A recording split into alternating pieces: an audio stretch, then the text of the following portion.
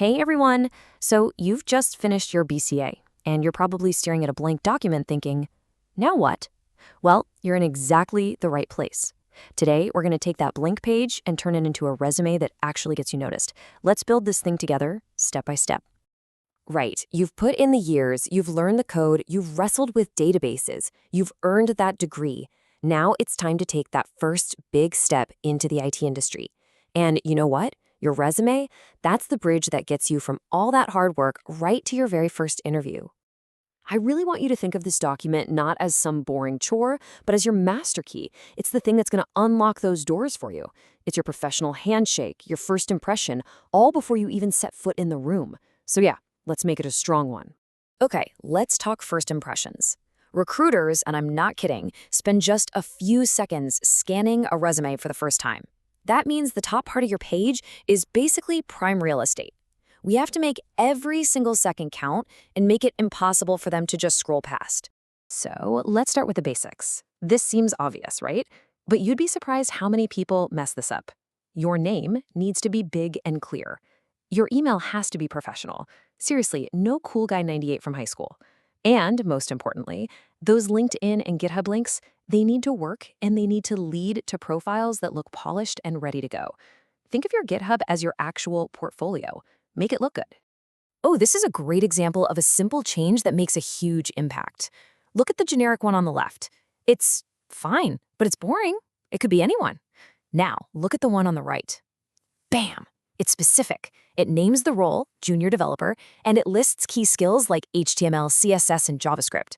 Pro tip, look at the job description you're applying for and use some of their keywords. It works wonders. All right, so you've grabbed their attention with that killer opening. Now it's time to show them you've got the goods to back it up. This next part is all about proving you have the solid foundational skills they're looking for. This section is pretty straightforward, but it's non-negotiable. You have to have it. Just lay it out clean and simple. Your degree, your university, when you graduated, and your grades. This is how the hiring manager quickly puts a big check mark next to has the right degree. Done. Now, for your skills, the secret is organization. Don't just throw everything into one big list. That's a nightmare to read. Instead, group them into categories, just like this. It makes it super easy for a recruiter to scan in like 5 seconds and see if you've got the tech they need. It shows you're organized, which is a great little bonus. Okay, this next section, this is your secret weapon. For recent grad, this is where you can really, truly stand out from everyone else. It's where you stop talking about what you know and start showing what you can actually do. This is the perfect little recipe for talking about your projects. It's a simple 4-step formula. Give it a title, write a quick 1-line description, list the tech you used, and then, and this is the most important part, call out a couple of cool features or things you accomplished. This simple structure makes a school project sound like real valuable experience. So if you've done everything up to this point, your resume is already in great shape. But we're not just aiming for great, are we? We're aiming for hired. So let's add those extra layers that are going to push your resume right to the top of the pile. If you have any kind of internship or training experience, I don't care how short it was, put it on there. This is real-world proof, and employers absolutely love to see it. Just list the company, how long you were there, and then add 1 bullet point about a key achievement. Not what you did, but what you achieved. Big difference. Did you take any online courses? Get any certifications? You have to include them. Certifications are awesome because they show you're actually passionate about this stuff. It proves you're a self-starter who's always learning, and that is a huge plus for any company. Look, your technical skills will get your resume through the door, but it's your soft skills that are going to make you a good hire and a great teammate. You need both. So adding a quick section with things like communication or problem solving shows an employer that you get the big picture, that it's not just about code, it's about working with people. We are so close. You've built out a really solid resume with all the right stuff.